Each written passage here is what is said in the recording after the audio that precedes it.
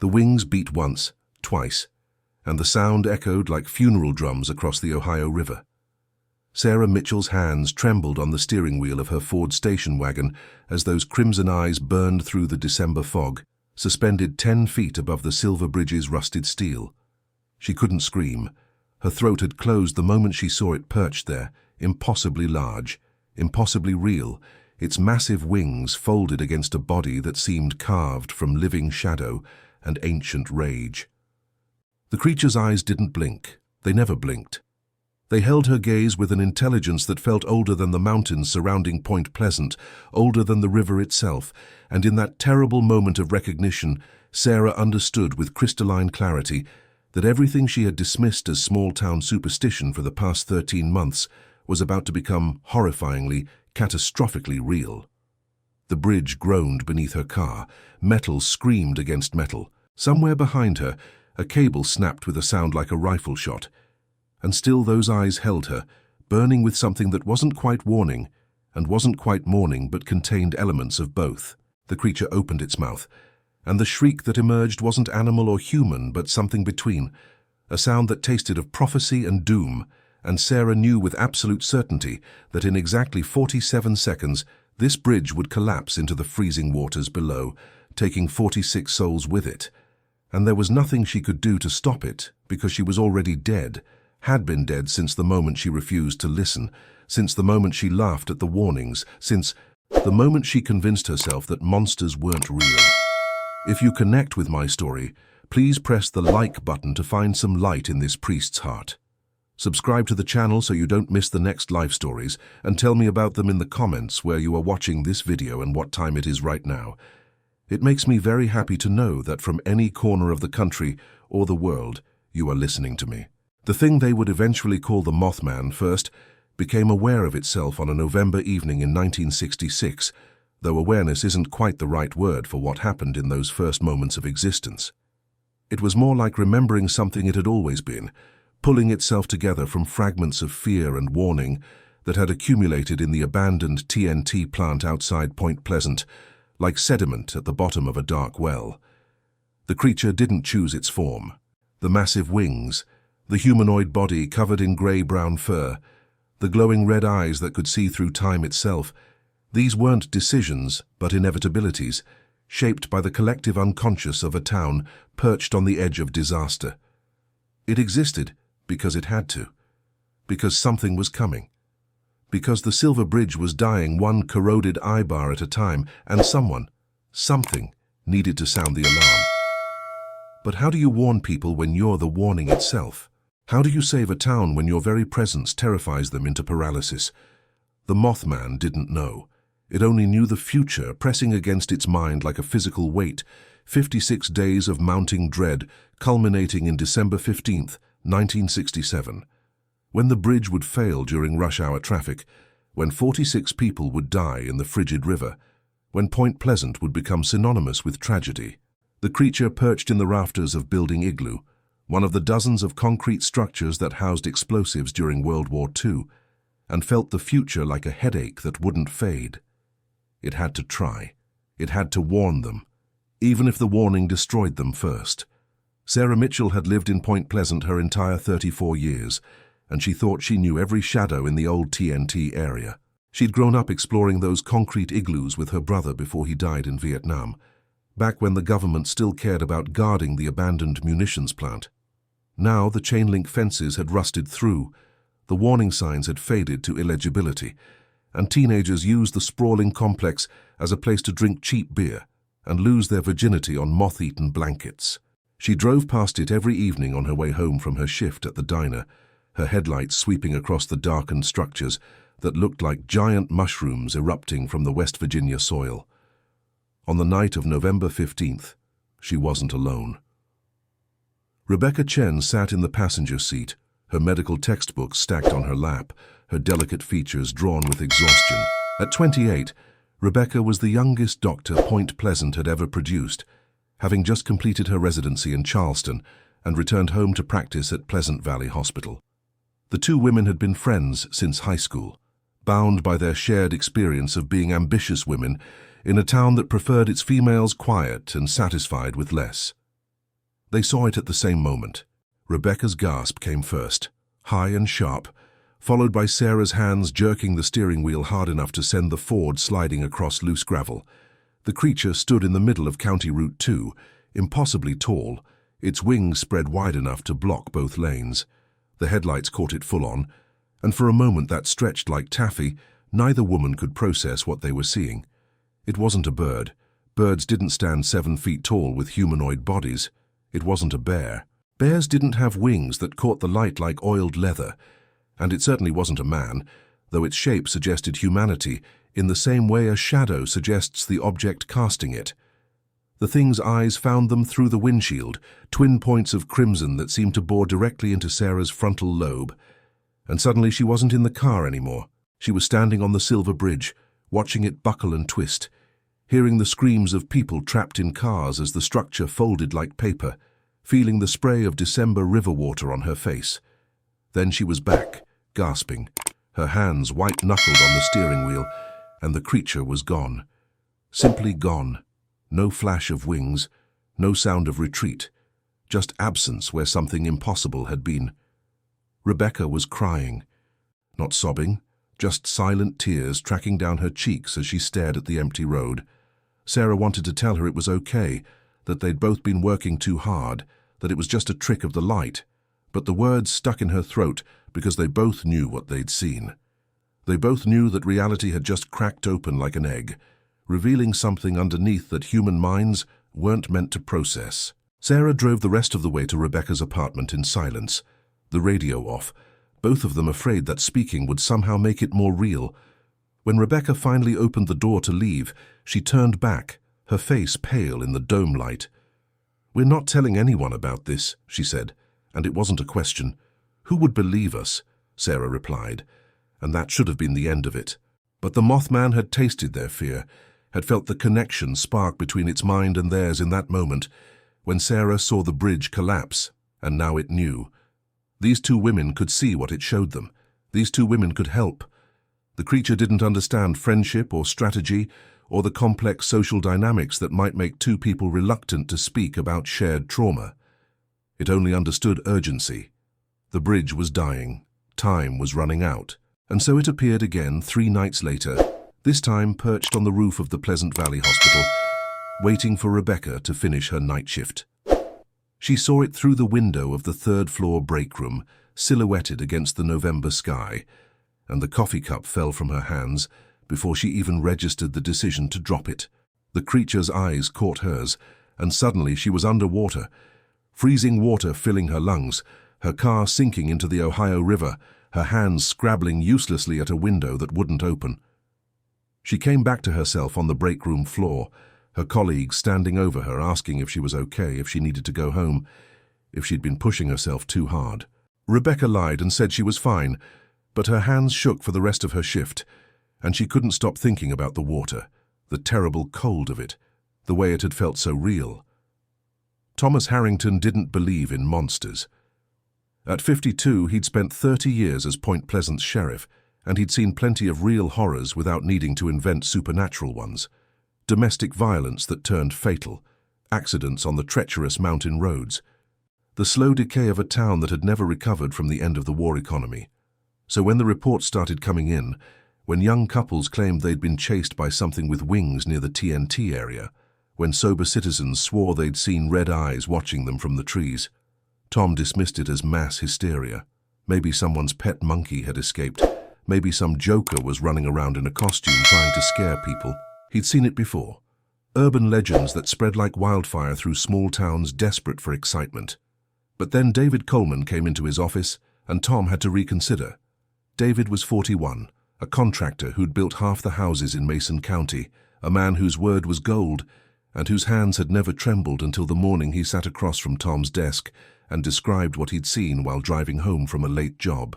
The creature had landed on his truck, its massive wings folding against the roof with enough force to dent the metal, its eyes staring at him through the windshield while David's speedometer climbed to 100 miles per hour down Route 62, and the thing never once lost its grip.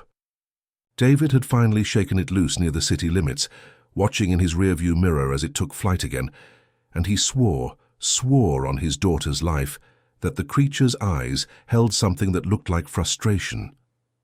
"It was trying to tell me something," David said, his contractor's hands wrapped around a coffee cup Tom had given him. "I know how that sounds. I know what you're thinking. But I saw intelligence in those eyes, Tom. Not animal intelligence. Something else." Tom wanted to dismiss it. He wanted to write David off as another hysteric, maybe someone who'd been sampling his own product after a long shift.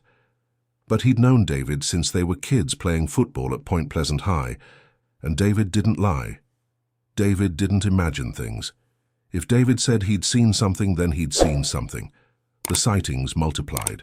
Emma Washington, 19 years old and home from her first semester at Marshall University, saw it perched on the roof of her family's church on Main Street.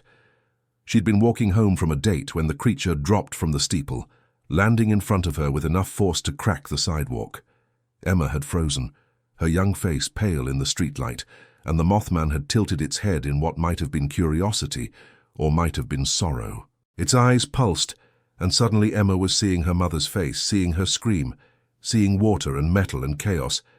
And then she was running, her heels clattering against the pavement, her breath coming in panicked gasps, and she didn't stop until she reached her parents' house 3 blocks away. She tried to tell her father what she'd seen, but the words came out jumbled and nonsensical, and he assumed she'd been drinking or worse. Emma stopped trying to explain. She just locked herself in her room and stared at the ceiling, replaying that moment, when the creature's eyes had shown her something too terrible to articulate. The Mothman didn't understand why they ran. It was trying to help. It was trying to save them. Each vision it pushed into their minds was another piece of the puzzle, another warning about what was coming. But instead of listening, instead of investigating, they scattered like frightened deer. The creature returned to its roost in Building Igloo, its massive wings folded tight against its body, and tried to think. Thinking was difficult. Its mind wasn't structured like a human mind, didn't process information in neat linear sequences. Instead, it experienced time as a gestalt, past and present and future all layered on top of each other like transparencies.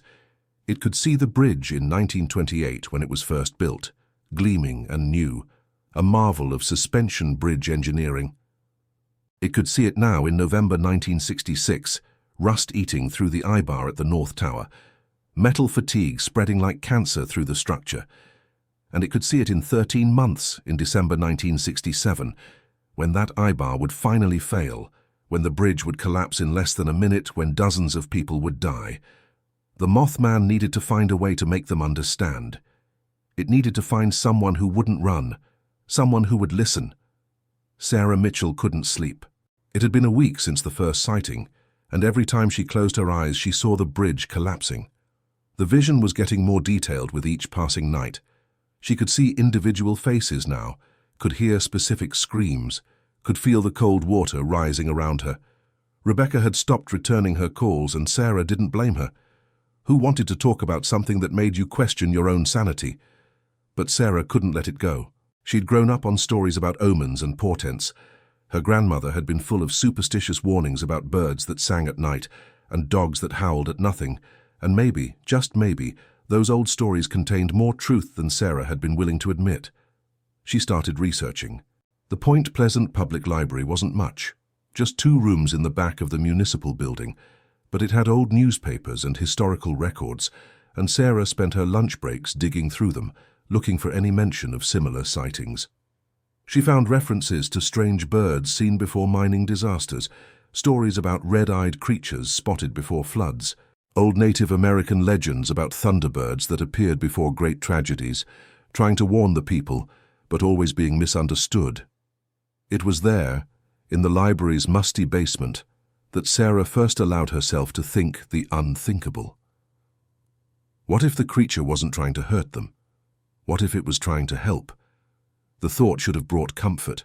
Instead, it filled her with a dread so profound she could taste it, metallic and sharp, because if the creature was a warning, then something worth warning about was coming. Something terrible enough to justify a monster. Tom Harrington organized a search of the TNT area. He took 4 deputies, 3 spotlights and his service revolver, which he'd never once fired outside the practice range, they found nothing. Just empty concrete buildings filled with graffiti and beer cans. Just skeletal trees reaching toward a grey sky. Just the ordinary detritus of abandonment. But Tom felt watched. The hair on the back of his neck stood up the entire time they were there, and twice he spun around, certain he'd seen movement in his peripheral vision, only to find nothing but shadows. His youngest deputy, a kid fresh from the academy named Martinez, asked if they should set up cameras, maybe try to catch whatever was haunting the place. Tom said no. He couldn't explain why. He just knew, with the deep certainty that comes from decades of police work, that this wasn't something cameras could capture. This was something else entirely. They left as the sun was setting, and Tom looked back once, his hand on the door of his patrol car, and saw them. Two red eyes watching from the roof of Building Igloo, unblinking and patient and sad. Tom got in his car without saying a word. He drove back to the station.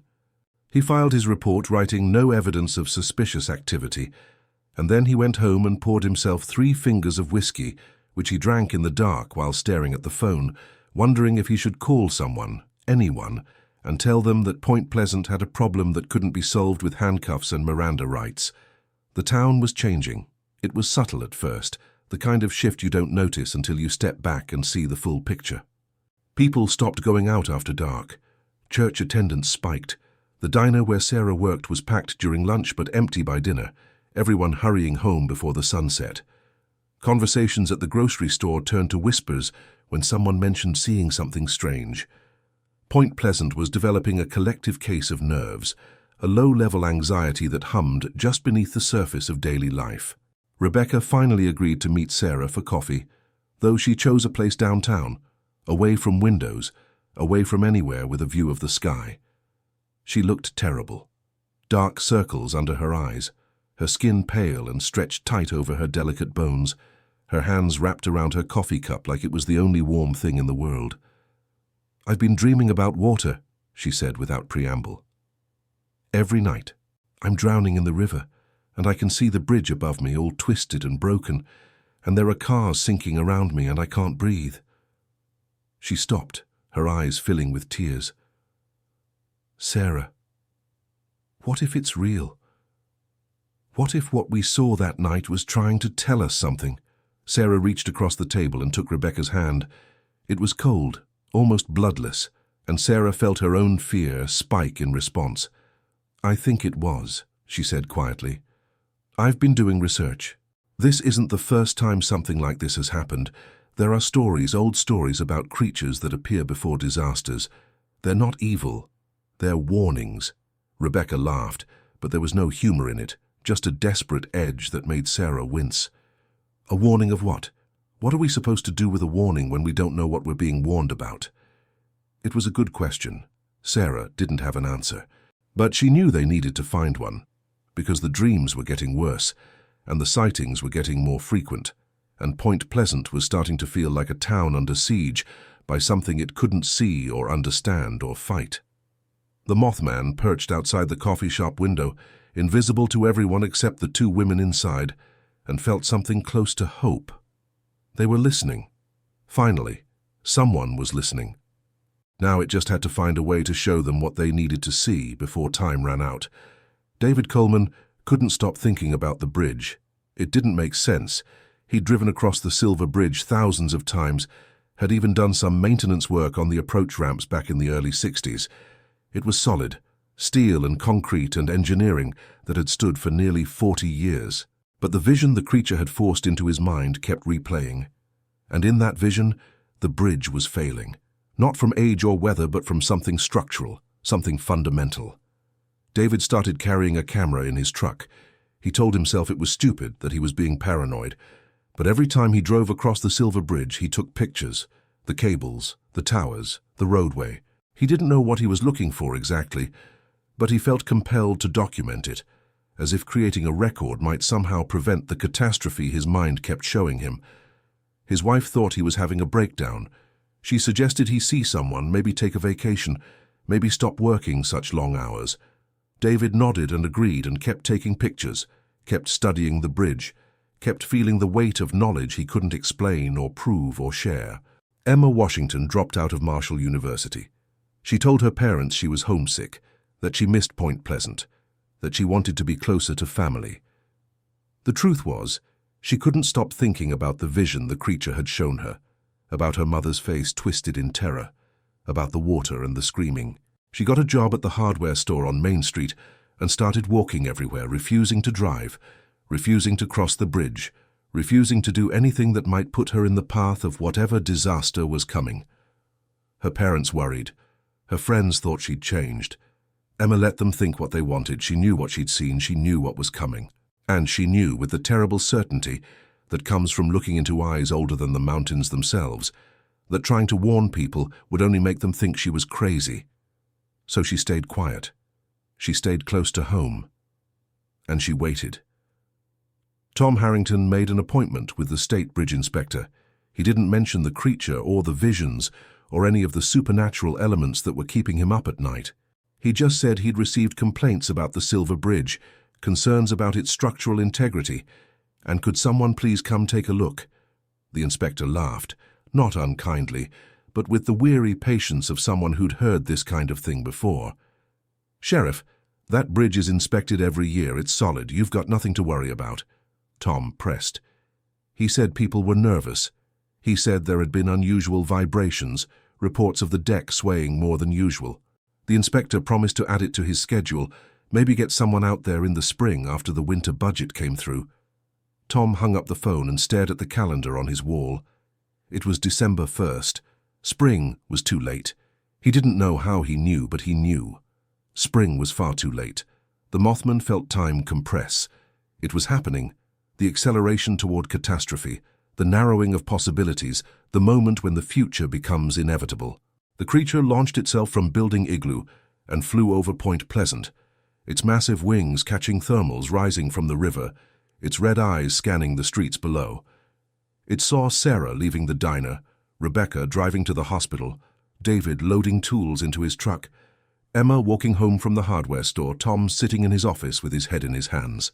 It saw all of them and 100 others, the residents of a town that was about to be devastated by tragedy, and it screamed. The sound echoed across Point Pleasant, a shriek that wasn't quite animal and wasn't quite human, a warning in a language that bypassed words and went straight to the brainstem, the part that understood danger, without needing explanation. Dogs howled in response, car alarms triggered, babies woke crying in their cribs. And everyone in Point Pleasant heard it and felt a chill that had nothing to do with the December cold. Sarah was standing in her kitchen when she heard the shriek, and her hands went numb, the plate she'd been washing slipping from her fingers and shattering in the sink. The vision hit her like a physical blow. She was on the bridge. It was rush hour, 5 o'clock traffic, cars backed up in both directions. Christmas music played on someone's radio. A child laughed in the back seat of the car ahead of her. Then the world tilted. The bridge deck buckled, metal screamed. Cars started sliding, crashing into each other, into the railings, into the empty air as the roadway opened beneath them. Sarah watched a station wagon tumble into the river, watched it sink, watched hands pound uselessly against windows that wouldn't open, and then she was in that car. She was the one drowning. She was the one screaming, and the water was so cold, so impossibly cold. She came back to herself on the kitchen floor, her lungs burning as if she'd actually been underwater, and she knew. She knew exactly what was going to happen. She knew when. She knew where. And she knew that no one would believe her. Rebecca felt the vision in the hospital cafeteria.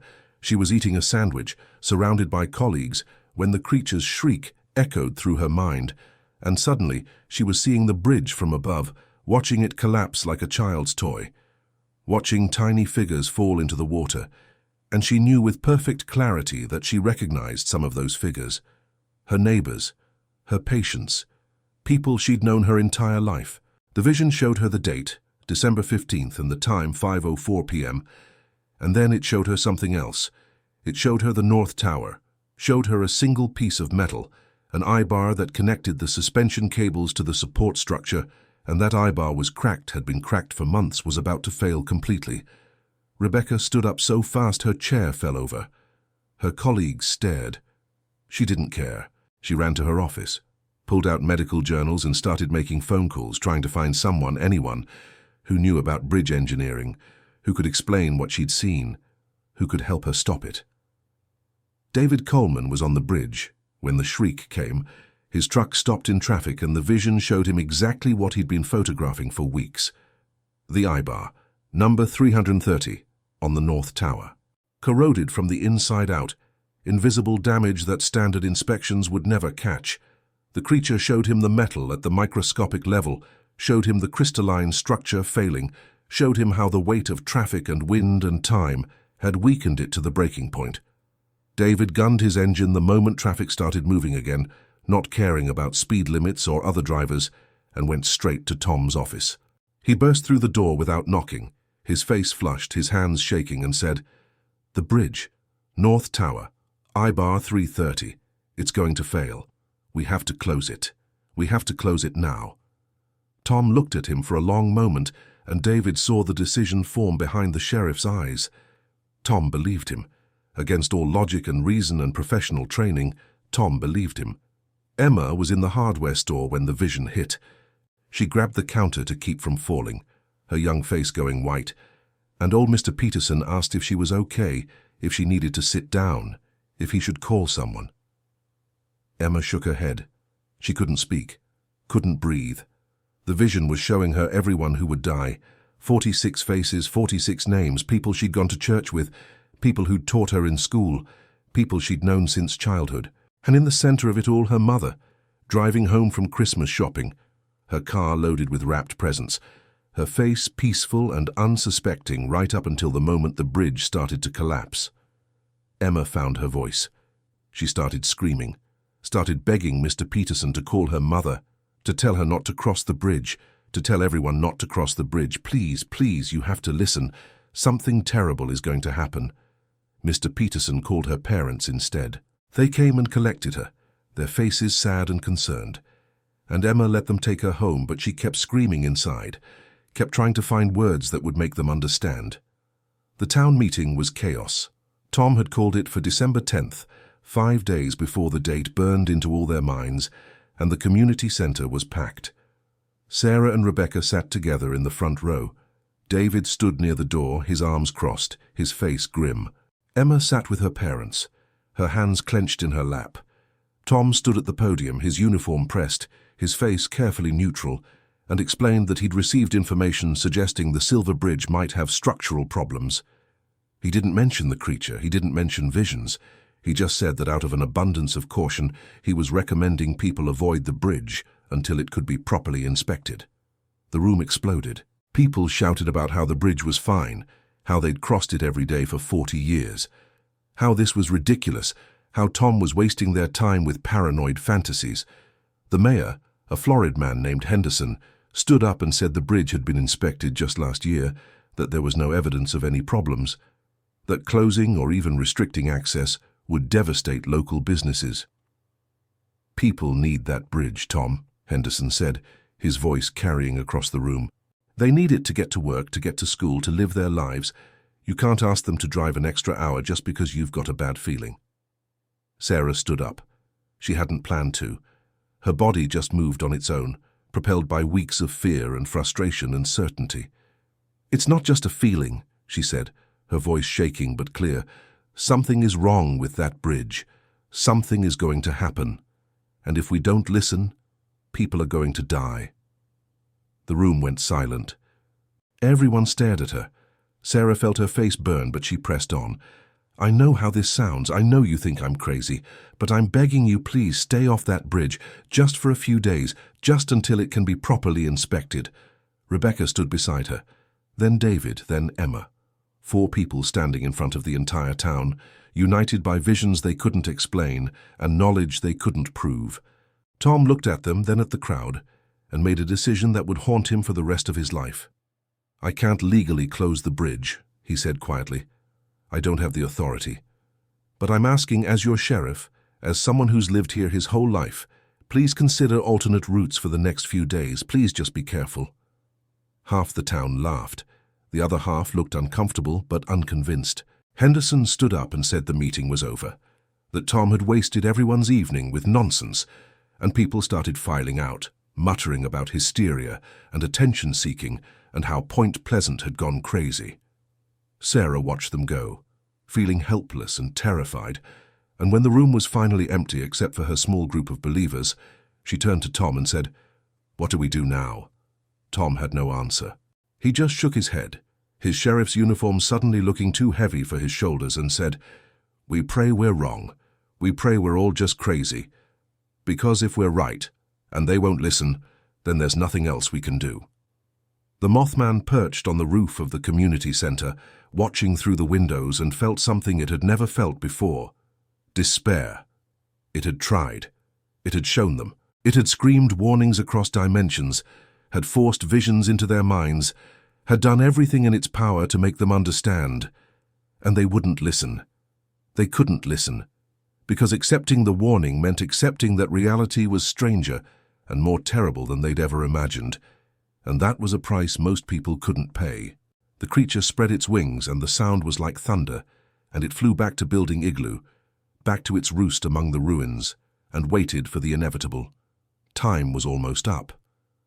December 15th was 5 days away. The I-bar was cracking further with each passing moment, and Point Pleasant was going to learn a lesson in tragedy that would echo through history. Sarah spent the next 4 days trying to warn people. She stood on street corners. She handed out flyers. She called everyone she knew and begged them not to use the bridge on December 15th. Most people hung up on her. Some were polite but dismissive.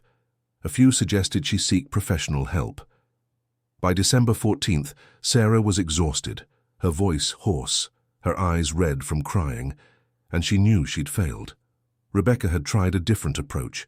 She'd contacted engineering firms, bridge inspection companies, anyone who might listen to concerns about structural integrity. She got nowhere. Without physical evidence of damage, without official authorization, no one was willing to shut down a major bridge based on the panicked warnings of a small-town doctor. David had taken his photographs to the State Department of Transportation. They'd thanked him politely and filed his concerns under pending review, which meant they'd never look at them. Emma had tried to warn her mother, had begged her not to go Christmas shopping on the 15th, had told her everything about the creature and the visions. Her mother had hugged her and said she'd be careful, but Emma could see she didn't believe, couldn't believe, wouldn't let herself believe. Tom sat in his office on the morning of December 15th and stared at the clock. He'd tried everything within his legal authority.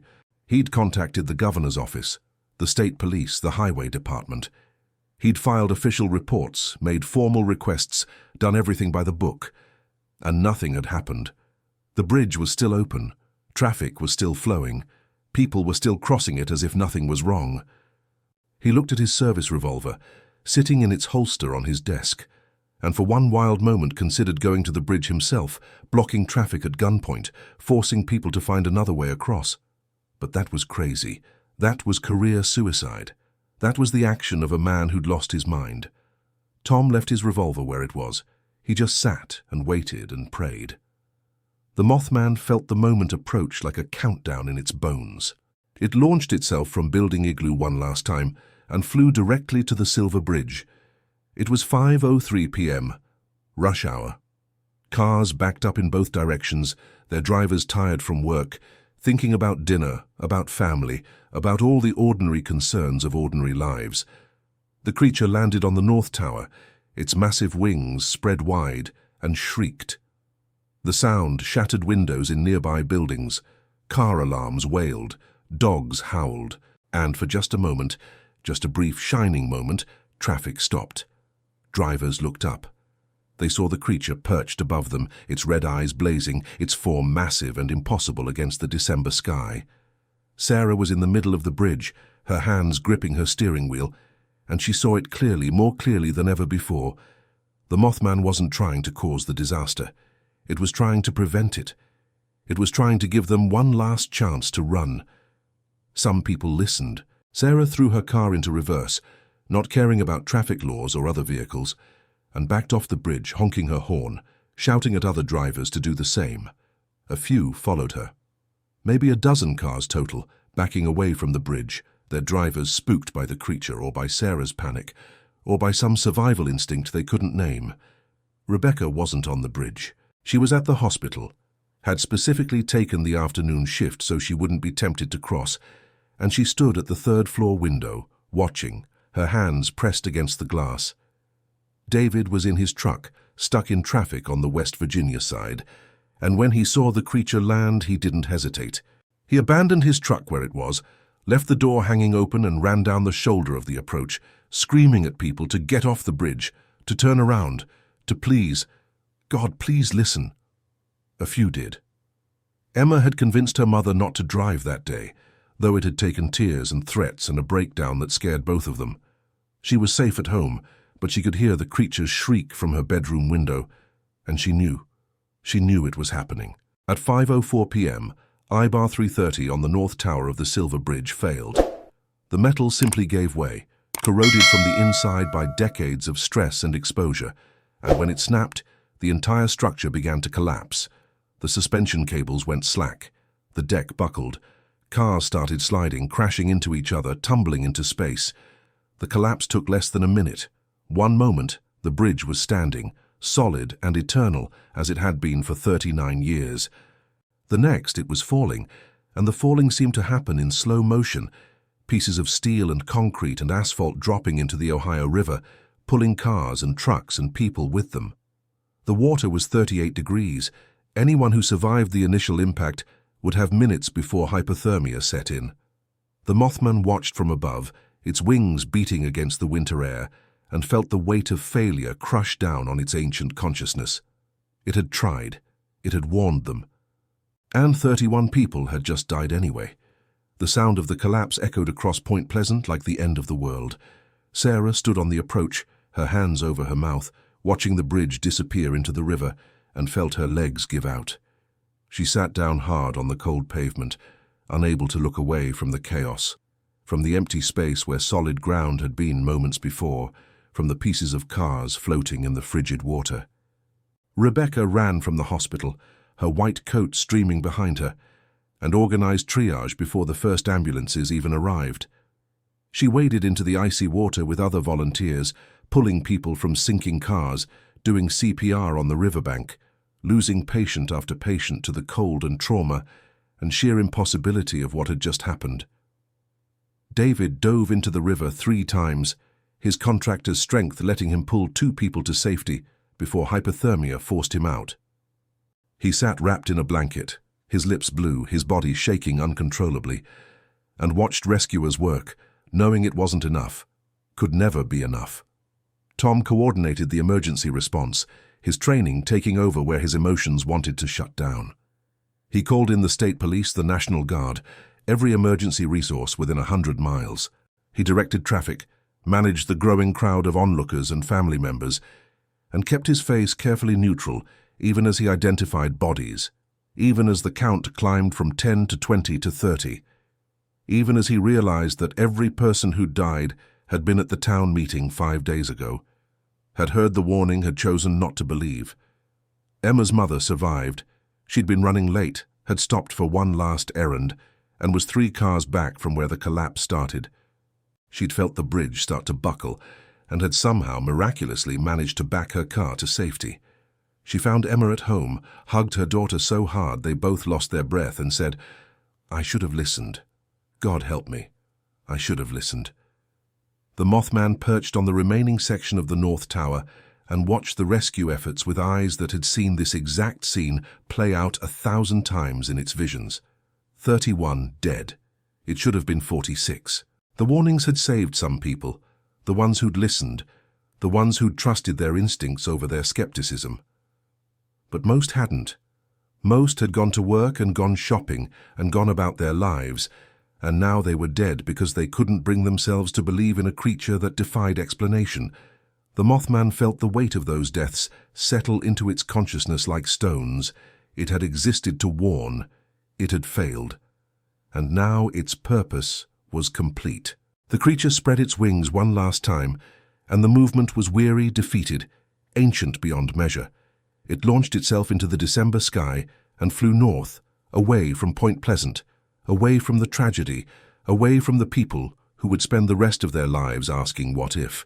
Sarah never saw the Mothman again. Neither did Rebecca or David or Emma or Tom. The creature vanished as suddenly as it had appeared, and Point Pleasant was left to deal with the aftermath of a disaster that had been both predicted and preventable. The investigation into the bridge collapse took months.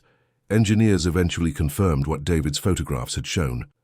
IBAR 330 had been failing for years, the corrosion invisible to standard inspections, the weakness compounded by the bridge's age and the weight it carried every day. The collapse was ruled an accident, a tragedy of infrastructure neglect and budget constraints. No one mentioned the creature. No one talked about the warnings. Those who'd seen it, who'd experienced the visions, kept silent. What was the point of speaking? Who would believe them? The official record would show only metal failure and human error. The Mothman would become a footnote, a strange urban legend that had briefly gripped a town before tragedy made fiction irrelevant. But Sarah knew the truth. So did Rebecca and David and Emma and Tom. They'd been given a chance to prevent the disaster, and they'd failed, not because they hadn't tried, but because the truth was too strange for people to accept. In the weeks after the collapse, the five of them met quietly, away from public scrutiny, and talked about what they'd experienced. They compared visions, shared details, pieced together a timeline of the Mothman's attempts to communicate, and they came to a painful conclusion. The creature hadn't been a monster, it had been a messenger, a guardian angel in a terrifying form, doing everything in its power to save lives, despite knowing, perhaps from the beginning, that most people wouldn't listen. "It knew we'd fail," Rebecca said one evening, her voice hollow. "It showed us what was coming, and it knew we wouldn't be able to convince anyone, but it tried anyway." David nodded, his contractor's hands wrapped around a coffee cup, still bearing scars from his river rescue attempts. "It was kind in its way, kinder than we were, because we knew, and we still let people die." Tom disagreed. "We did everything we could. We warned them, we begged them, we tried. It's not our fault they didn't listen." But even as he said it, he knew it wasn't entirely true. They'd warned, yes, but they'd also been too afraid to be completely honest, too worried about being labeled crazy, too concerned with their own reputations to fully commit. They'd hedged, they'd softened, they'd presented the warning as a possibility rather than a certainty, and that hesitation had cost lives. Emma was the youngest, the one who'd had the least power to change anything, but she felt the guilt most acutely. "My mom almost died because I couldn't make her believe me," she said, tears streaming down her young face. I knew exactly when and how it would happen, and I still couldn't save her. I could barely save anyone." Sarah reached across and took Emma's hand. "But you did save her, that's something. That's more than most people got." It was cold comfort. They all knew it. 31 people had died, and 15 had been saved, and the 5 of them would spend the rest of their lives doing the math, weighing the success against the failure, wondering what they could have done differently. The Mothman never returned to Point Pleasant. The sightings stopped completely after December 15th. The TNT area remained abandoned, gradually being reclaimed by nature, the concrete igloos crumbling under the weight of weather and time. Occasionally people would report strange things in those ruins, sounds that didn't match any known animal, lights that moved with purpose rather than randomness. But nothing like the creature they'd seen in 1966 and 1967. Nothing with wings and red eyes and a presence that made reality feel negotiable. Some people said the Mothman had been tied to the bridge, that when it collapsed, the creature's purpose ended, and it simply ceased to exist. Others thought it had moved on, finding some other place where tragedy was brewing, some other town that needed a warning no one would believe. Sarah preferred to think the Mothman was resting, that it had exhausted itself trying to save Point Pleasant, had poured everything it had into those 13 months of warnings and visions, and desperate attempts to communicate, and afterward needed time to recover. She imagined it somewhere quiet, somewhere dark and safe, healing from the trauma of watching people die despite its best efforts. Over the years, Point Pleasant rebuilt. A new bridge was constructed, modern and safe, with redundancies and inspections that would prevent another catastrophe. A memorial was erected for the victims of the collapse, their names carved in stone, their lives commemorated, but not their deaths prevented. The town became famous for the Mothman legend. Tourists coming from around the world to visit the TNT area, to see the statue erected downtown, to hear the stories about red eyes and wings and prophecies. Most of it was commercialized nonsense, Halloween decorations and cheap merchandise that turned tragedy into entertainment. Sarah hated it. So did Rebecca and David and Emma and Tom. They watched their town transform the creature into a joke, a tourist attraction, a thing to be gawked at rather than understood. And they said nothing because what could they say? The truth was too painful, too personal, too bound up with guilt and grief to share with strangers looking for thrills. Rebecca became one of the country's leading experts in trauma psychology. She wrote papers about mass hysteria and shared visions about how communities process tragedy and warning signs. She never mentioned Point Pleasant by name, never talked about her own experiences, but her research was informed by them, by the knowledge that sometimes warnings come in forms too strange to accept, that sometimes salvation is offered and refused, that sometimes knowing the future isn't enough to change it. David stopped building houses. He became a bridge inspector instead, traveling the country, examining structures with an obsessive attention to detail that made him the best in his field. He never forgot I-Bar 330, never stopped seeing that crack in his mind, and he made it his life's work to ensure no other bridge would fail the way the Silver Bridge had failed. Emma became a minister. She'd always been religious, but after the Mothman, after watching divine intervention take the form of something terrifying, she felt called to help people understand that God, or fate, or whatever force governed the universe, didn't always communicate in ways that made sense. Her sermons were about faith in the incomprehensible, about trusting warnings even when they came from unexpected sources, about staying open to mystery. Her congregation loved her, though few understood where her passion came from. Tom retired from law enforcement and wrote a book. It wasn't about the Mothman exactly. He was careful about that, never claiming to know what the creature was or where it came from. But he wrote about the collapse, about the investigation, about the warning signs that were missed or ignored, and buried in the text were hints, suggestions, references to unusual sightings and shared premonitions.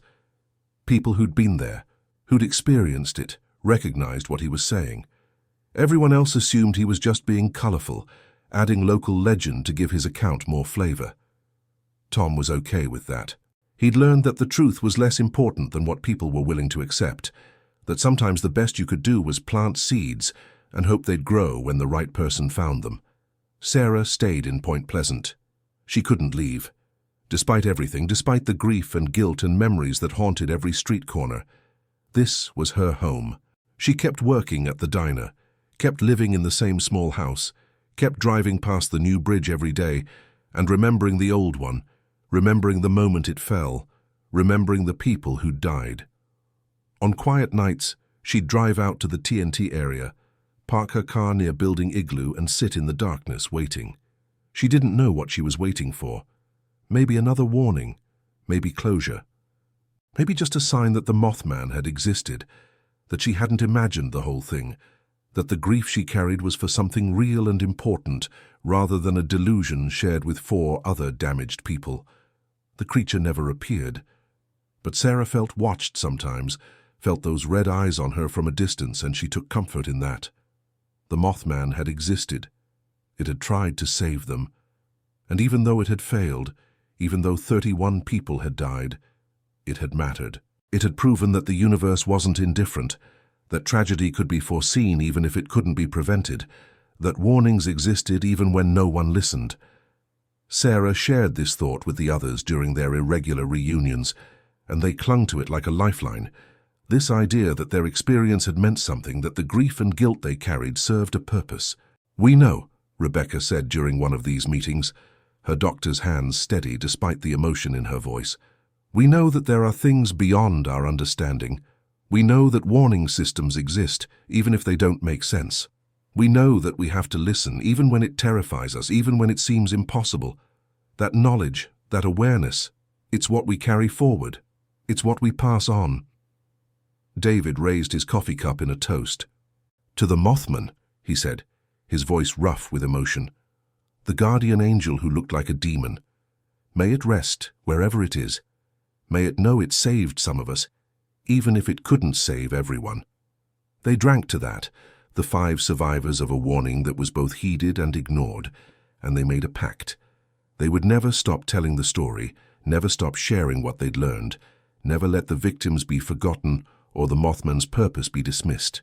They would be keepers of a truth that most people couldn't accept, guardians of a mystery that defined their lives, witnesses to the moment when Point Pleasant learned that reality was stranger and more terrible and more miraculous than anyone had imagined.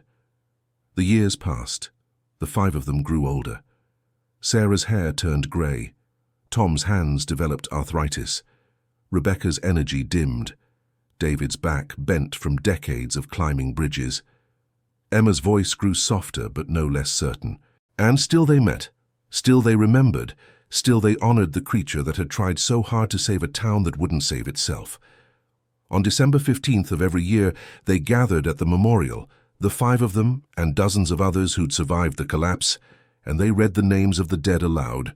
31 names, 31 lives. 31 people who'd been warned and hadn't listened, or who'd listened but couldn't act, or who'd simply been in the wrong place when fate decided their time was up.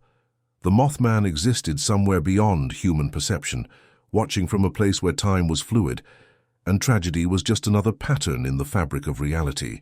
It had moved on from Point Pleasant, had found other towns, other disasters, other futile attempts to warn creatures that couldn't understand warnings in the form they came. But it remembered Point Pleasant, remembered Sarah and Rebecca and David and Emma and Tom, remembered the 31 who'd died and the 15 who'd lived, remembered the feeling of failure that had crushed down on its ancient consciousness when the bridge fell despite everything it had tried. The creature existed to warn. That was its nature, its purpose, its entire reason for being. But it had learned through Point Pleasant that warnings weren't always enough, that knowing the future didn't guarantee the ability to change it, that sometimes, no matter how hard you tried, tragedy was inevitable, because the machinery of fate had momentum that a single messenger, no matter how persistent, couldn't overcome. This knowledge didn't stop the Mothman from trying. It couldn't. Its nature compelled it to appear before disasters, to share visions, to shriek warnings across dimensions. But it approached each new situation with a melancholy understanding that it would probably fail, that most people would probably die, that it would watch another tragedy unfold and carry the weight of those deaths forward into whatever passed for eternity. Point Pleasant became a landmark in the Mothman's existence, a turning point where it learned the limits of its power and the price of caring. The creature had experienced grief before, had felt the echo of human suffering in countless disasters. But Point Pleasant was different. Point Pleasant was personal. For 13 months it had connected with 5 humans, had shared its knowledge intimately, had come to understand hope and desperation and the crushing weight of responsibility. Those emotions stayed with it, became part of its consciousness, colored every subsequent warning with the memory of Sarah's face when the bridge fell, Rebecca's tears when she couldn't save everyone, David's scars from diving into freezing water, Emma's guilt over her near miss, Tom's exhaustion from fighting a battle he couldn't win. The Mothman carried Point Pleasant with it everywhere, a ghost town in its mind, populated by memories of the ones who'd listened and the ones who hadn't, the ones who'd survived and the ones who'd drowned. It wasn't punishment exactly, more like permanent awareness, a scar on consciousness that never fully healed. The creature had tried to save a town, had partially succeeded and mostly failed, and the experience had taught it that salvation was complicated, that even prophets and messengers and guardian angels couldn't force people to accept uncomfortable truths. Sarah died first at 78, her heart giving out quietly in her sleep. The others gathered for her funeral and told stories about the woman who'd stood up at a town meeting and begged people to listen, who'd spent weeks trying to warn anyone who'd hear, who'd dedicated her life to remembering the dead and honoring the creature that had tried to save them. They didn't mention the Mothman in their eulogies. Her family didn't know about that part of her life, thought she was just a woman who'd been traumatized by the bridge collapse and never fully recovered. But the other 4 knew. They knew Sarah had been a warrior, fighting a war against disbelief. carrying knowledge that isolated her from everyone except those who'd shared the experience. They buried her in Point Pleasant Cemetery, her grave just a few rows from some of the victims she'd tried to save, and they felt the weight of time pressing down, the understanding that their group was finite, that eventually they'd all be gone, and the truth would go with them. Tom died next at 81, complications from pneumonia. Then Rebecca at 84, her brilliant mind finally quieting after decades of analyzing trauma she'd experienced firsthand. David made it to 87, his body tough as the bridges he'd spent his life inspecting. Emma was the last, dying at 93 in the same house where she'd lived since childhood, surrounded by former parishioners who loved her without understanding the source of her spiritual depth. With Emma's death, the last living witness to the Mothman's full manifestation was gone. There were still people alive who'd seen the creature briefly, who'd caught glimpses or heard second-hand stories, but the core group, the ones who'd received visions and warnings, who'd tried to change fate, who'd carried the burden of knowledge for decades, they were all dead. Point Pleasant moved on. The Mothman became pure legend, untethered from the people who'd known it was real.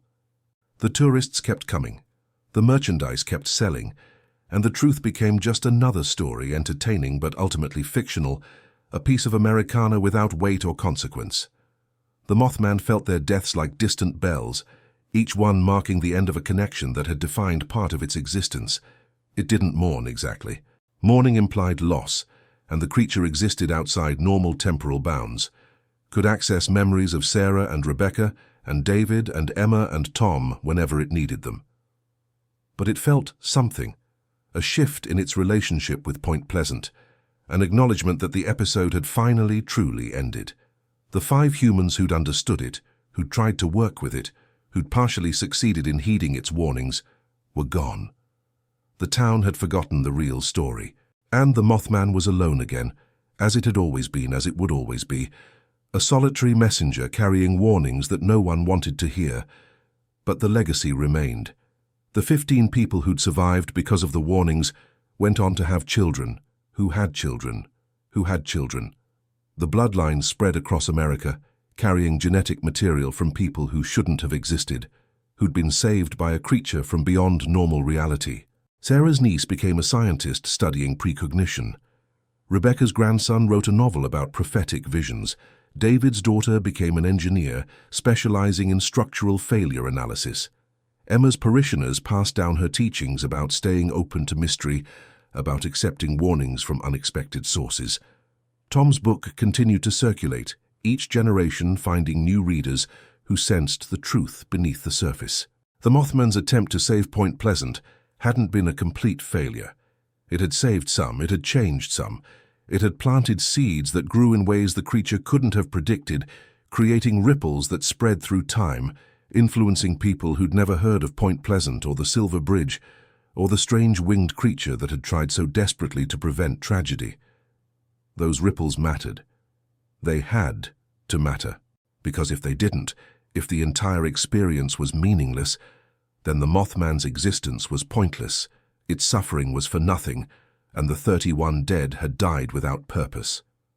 So the creature chose to believe in the ripples, chose to believe that Sarah's courage had inspired others to speak truth even when it seemed crazy, that Rebecca's research had helped people understand communal trauma, that David's inspections had prevented future collapses, that Emma's faith had given people permission to believe in the incomprehensible, that Tom's book had preserved a warning for generations who might need it.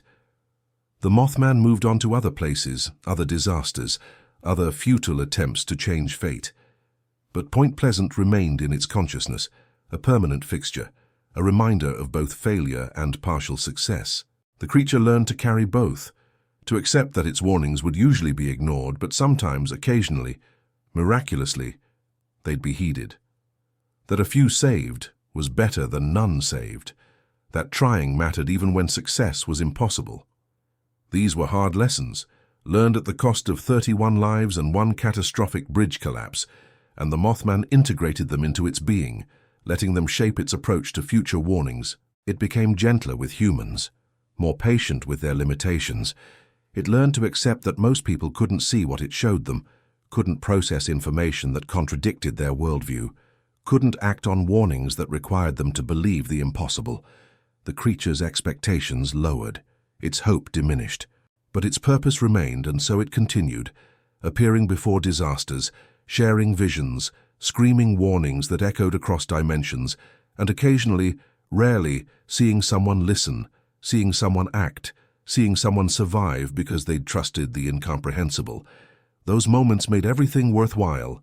Those moments justified the existence of a creature that existed only to warn, that carried the grief of thousands of failed prophecies, that lived between worlds without belonging to either.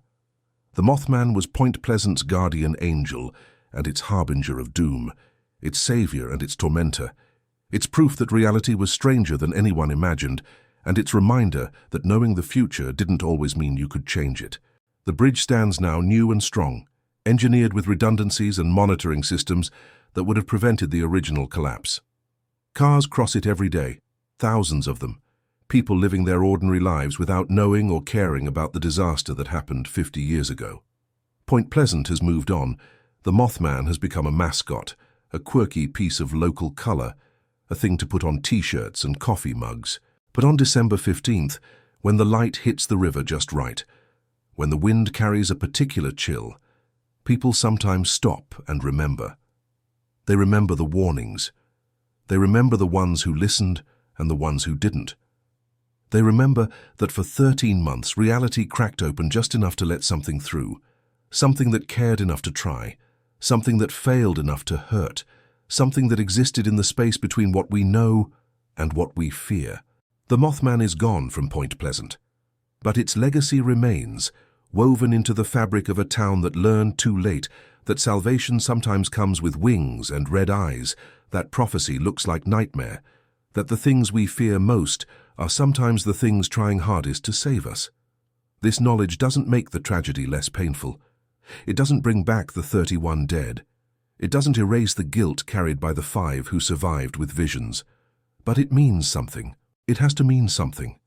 Because if it doesn't, if the Mothman's desperate attempts were meaningless, then we live in a universe where warnings go unheeded, where tragedy strikes without portent, where death comes without mercy or sign. And that universe is too terrible to contemplate, too cold to endure, too empty to survive.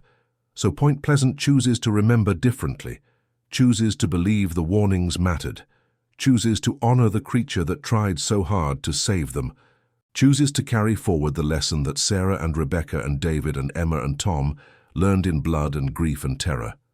That reality is stranger than we imagine, that warnings come in unexpected forms, that staying open to mystery might be the only thing that saves us when the next disaster comes, when the next messenger appears, when the next impossible truth demands to be believed.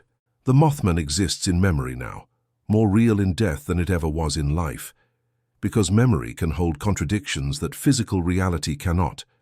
In memory, the creature is both monster and savior, both terror and hope, both failure and success.